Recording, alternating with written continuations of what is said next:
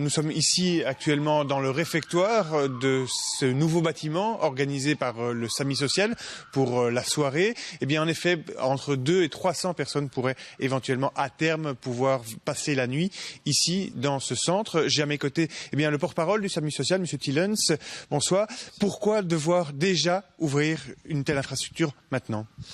Tout simplement parce que le plan hiver régional affiche déjà complet depuis plusieurs jours et donc le plan fédéral arrive ici en complément, en deuxième ligne pour justement amener un complément de place dès lors que le plan hiver régional est complet et que nous devions chaque soir faire des refus d'hébergement. On le sait, les températures commencent à être froides, donc il était nécessaire de pouvoir ouvrir ces places. Combien de personnes vont pouvoir à terme venir ici se réchauffer? Et est-ce qu'il y a un tri qui devra être fait puisqu'on ne peut pas accueillir tout le monde?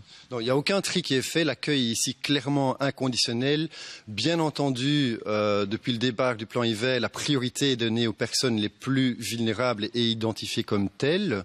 Les associations du secteur sans-abri se sont réunies pour constituer une liste des personnes les plus vulnérables. Plus de 200 personnes ont été identifiées comme particulièrement vulnérables.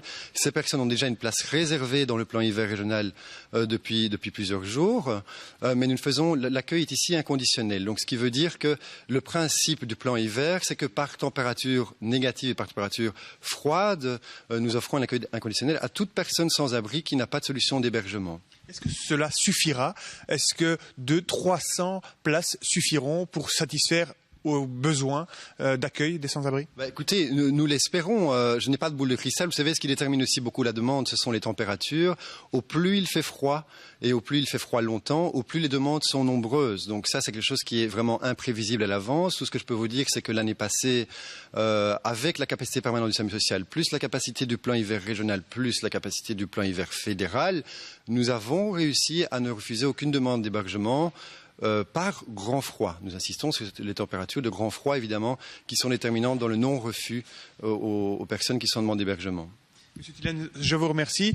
Voilà ce qu'on pouvait dire. On peut donc envisager que la région bruxelloise soit outillée pour répondre à la vague de froid qui est annoncée dans les semaines qui viennent.